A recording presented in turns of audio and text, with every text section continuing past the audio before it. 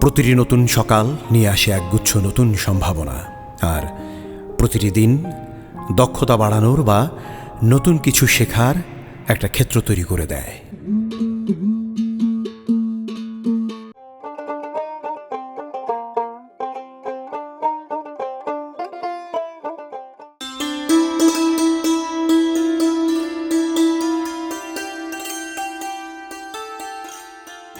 এগুলোই আমাদের গ্রামীণ জীবনের অবিচ্ছেদ্য অংশ, আর সেই অংশে জড়িয়ে গেছে যুব ও ক্রীড়া মন্ত্রণালয়ের আওতাধীন যুব উন্নয়ন অধিদপ্তর ও ইম্প্যাক্ট প্রকল্প। এই প্রকল্পের আওতায় বগুড়ার গাবতলী উপজেলার সোনারাই ইউনিয়নের জামিরবাড়িয়া বায়োগ্যাস পল্লীতে 30টি, ধুনট উপজেলার পাঁচথুপি বায়োগ্যাস পল্লীতে 67টি, একই উপজেলার গোসাইবাড়ি বায়োগ্যাস পল্লীতে 40টি এবং নওগাঁ জেলার বদলগাছি উপজেলার কুমারপুর গ্রামে স্থাপিত 30টি প্ল্যান্ট থেকে জ্বালানি চাহিদা মেটানোর মধ্য দিয়ে সেসব গ্রামের বাসিন্দারা যেন এক নতুন জীবন পেয়েছেন। মাত্র এই 4টি পল্লীতে স্থাপিত 198টি বায়োগ্যাস প্ল্যান্ট থেকে প্রতি বছর প্রায় 53 লাখ টাকার গ্যাস উৎপাদন হচ্ছে। দারিদ্র্য বিমোচনের লক্ষ্যে ব্যাপক প্রযুক্তি নির্ভর সমন্বিত সম্পদ ব্যবস্থাপনা বা ইম্প্যাক্ট প্রকল্পের প্রথম পর্যায়ের কাজ শুরু হয় 2006 সালে। তখন 10টি উপজেলায় 4038টি বায়োগ্যাস প্ল্যান্ট সফলভাবে স্থাপন করা হয়।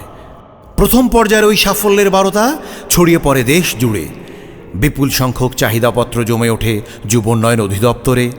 চাহিদার ভিত্তিতে 2014 সালে দ্বিতীয় পর্যায়ে বায়োগ্যাস প্ল্যান্ট স্থাপনের কাজ শুরু হয় 61 জেলার 66টি উপজেলায়। এবারও আসে দারুণ সাফল্য। তাই 2021 সালে শুরু হয় তৃতীয় পর্যায়ের কাজ।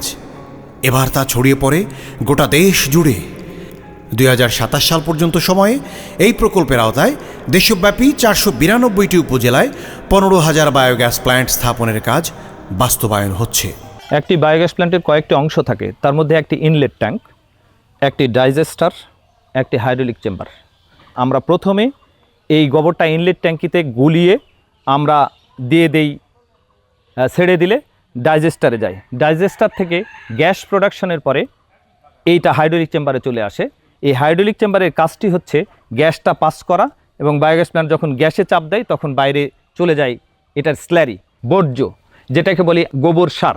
এই বর্জ্যটা আমরা যদি জমিতে দিতে পারি তাহলে এই উৎপাদন বেশি হয়। মানুষের মাঝে দীর্ঘকাল থেকে একটা ভ্রান্ত ধারণা প্রচলিত আছে যে বায়োগ্যাস প্ল্যান্ট দীর্ঘস্থায়ী হয় না।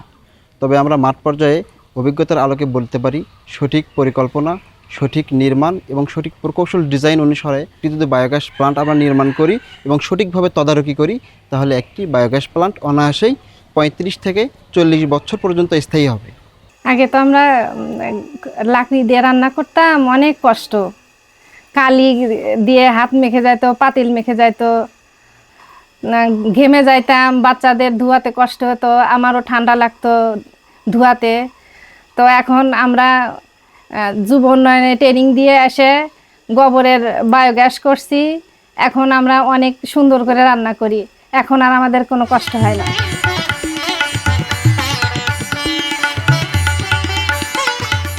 আমি মোসাম্মদ আদুরি খাতুন। বায়োগ্যাস প্ল্যান্ট করে খুব সুবিধে হয়েছে। আগে লার্কির সুরে চোখে পানি আসছে, না শ্বাসকষ্ট হয়েছে, এখন আর সেটা হয় না। বায়োগ্যাসের খুব উপকার।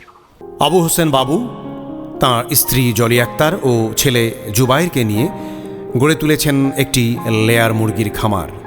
খামারের 1100 মুরগির বিষটা দিয়ে গড়ে তুলেছেন বায়োগ্যাস প্ল্যান্ট। মানে মুরগির বিষটা কী করবো এই নিয়ে একটু চিন্তা ভাবনা করার পরে যুব উন্নয়নের সাথে আলাপ আলোচনা করি। আলাপ আলোচনা করার পরে তারা সুপরামর্শ দেয় যে বায়োগ্যাস করেন। সেই বায়োগ্যাস প্ল্যানে আমরা তার যুব উন্নয়ন থেকে প্রশিক্ষণ দিয়ে লোন নিয়ে বায়োগ্যাস প্ল্যান করে ওই বায়োগ্যাস দিয়ে আমরা রান্নাবান্নার কাজ চালাইতেছি। এবং তার পরিত্যক্ত বিষটা, এই বিষটা মানে জমিতে ফসলের ক্ষেতের জন্য ওই অন্যান্য জৈব সারের চেয়ে এর গুণগত মান অনেক বেশি। ফসল ক্ষেতে প্রয়োগ করলে পারে ভালো ফলন আমরা পাই। যেখানে সেখানে পড়ে থাকা গোবর, মুরগির বিষ্ঠা ও বিভিন্ন ময়লা আবর্জনাগুলো দুর্গন্ধ ছড়াতো। সেসব একত্রিত করে প্ল্যান্টে দিয়ে বায়োগ্যাস উৎপাদন করছেন এই গ্রামগুলোর অনেকেই। তবে তার আগে তারা যুব উন্নয়ন অধিদপ্তর থেকে বায়োগ্যাস প্ল্যান্ট স্থাপন সংক্রান্ত প্রশিক্ষণ গ্রহণ করেছেন। আমি মোহাম্মদ আনোয়ার হোসেন। আজকে আমার খামারে ৮,০০০ মুরগি রয়েছে। এই মুরগির বিষটা দিয়ে আমি বায়োগ্যাস প্ল্যান্ট করেছি এবং এখান থেকে আমার প্রতি মাসে অনেক টাকা সাশ্রয়ী হচ্ছে আমাদের। আমি আজমিয়ারা রীতা।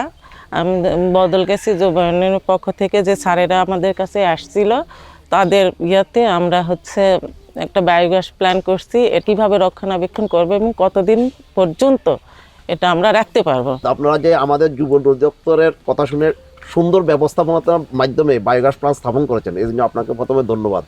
এই গ্যাসের মাধ্যমে আপনার রান্না হচ্ছে, এটি যদি আপনার নিয়মিত গোবর দিতে থাকেন তাহলে আপনাকে ৩৫ বছর পর্যন্ত এই সুবিধাটা আপনি পাবেন। শুধু নিয়মিত আপনাকে ভিতরে যখন বেশি গোবর জমে যাবে তখন একটু পরিষ্কার পরিচ্ছন্ন করে দিতে হবে। আর হলো নিয়মিত যখন গ্যাস উৎপাদন হবে আবার নিয়মিতভাবে ওই যে সারগুলো তৈরি হবে সেই সারগুলোকে সরিয়ে নিয়ে আপনারা এইটাকে রক্ষণাবেক্ষণ করবেন।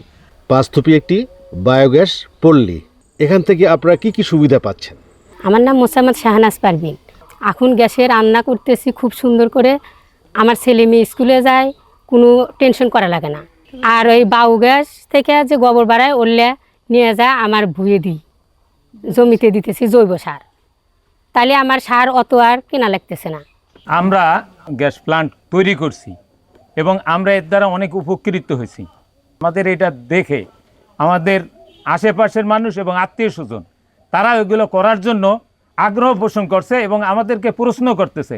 তারা বলতেছে যে এখান থেকে আপনারা কি সুবিধা পাইলেন, এবং আমি আপনার কাছে জানতে চাচ্ছি তাদেরকে কি কি সুবিধা দিতে পারবেন।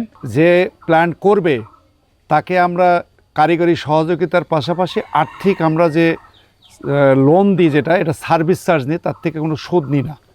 আর এটা 24 মাসে 24টা কিস্তি নিই। যারা ফ্যামিলিগতভাবে করবে তাদের আমরা টাকা দিই সর্বোচ্চ 2 লাখ টাকা, আর যারা বাণিজ্যিকভাবে করবে তাদের দেবো 5 লাখ টাকা। সার্ভিস চার্জ মাত্র 5%, প্রকারান্তে এটা হবে 2.5%। আমাদের 30টি বায়োগ্যাসের প্ল্যান্ট স্থাপন হয়ে গিয়েছে এবং এটা করতে গিয়ে আমাদের অনেক বেগ পেতে হয়েছে, মানুষকে বোঝাতে হয়েছে। তো তার সুফল একটা আমরা ইতিমধ্যে পেয়েছি। একটি গরুর খামারে বায়োগ্যাস প্ল্যান্ট স্থাপন করা কেবল পরিবেশের জন্যই উপকারী নয়, বরং এটি খামারের অর্থনৈতিক লাভ এবং টেকসই ব্যবস্থাপনার ক্ষেত্রেও অত্যন্ত ইতিবাচক প্রভাব ফেলে। সেই সঙ্গে অর্থনৈতিক সাশ্রয় ও বাড়তি আয়, বিনামূল্যে জ্বালানি, বিদ্যুৎ উৎপাদন, উচ্চমানের জৈব সার উৎপাদন, মাটির উর্বরতা বৃদ্ধি, মাছের খাদ্য, জীবাণুমুক্ত পরিবেশ, গন্ধ নিয়ন্ত্রণ ও দুর্গন্ধমুক্ত খামার, মাছি ও মশার উপদ্রব হ্রাস, গবাদি পশুর স্বাস্থ্য সুরক্ষা ইত্যাদি। এই প্রকল্পের আওতায় 15,000 বায়োগ্যাস প্ল্যান্ট স্থাপনের লক্ষ্যমাত্রা নির্ধারিত হয়েছে। এরই মধ্যে স্থাপিত হয়েছে 7,761টি।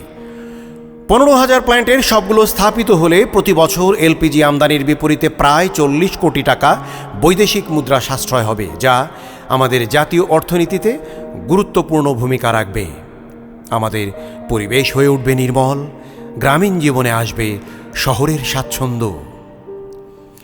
2 লাখ পরিবারে পরিবেশ বান্ধব জ্বালানি সুবিধা, বছরে 1,000 কোটি টাকার জ্বালানি সাশ্রয়, 5 লাখ টন কার্বন নিঃসরণ হ্রাস এবং উদ্যোক্তাদের উৎপাদিত পণ্য বাজারজাতকরণের জন্য বাণিজ্যিক ব্র্যান্ড তৈরি।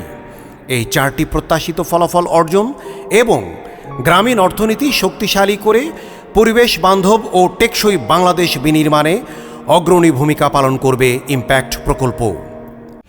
চলমান প্রকল্পটির সাফল্যের ধারাবাহিকতায় আরও বৃহত্তর পরিসরে বায়োগ্যাস ও সেই বায়োগ্যাস থেকে বিদ্যুৎ উৎপাদনের পরিকল্পনা প্রণয়নের কথা ভাবছে সরকার। প্রাথমিক বিশ্লেষণে ধারণা করা যায় যে নতুন প্রকল্পটি পূর্ণ বাস্তবায়িত হলে বাংলাদেশের জিডিপিতে প্রায় 2.74 থেকে 3.66 লাখ কোটি টাকা মূল্য সংযোজন হতে পারে, যা বর্তমান জিডিপির আনুমানিক 4 থেকে 6% সমপরিমাণ। সেই হিসেবে প্রকল্পটির সম্ভাব্য গড় অবদান প্রায় 3.2 লাখ কোটি টাকা বা প্রায় 5% জিডিপি বৃদ্ধির সমতুল্য হতে পারে। এমনই এক সুদিনের প্রত্যাশায় আছে যুব উন্নয়ন অধিদপ্তর।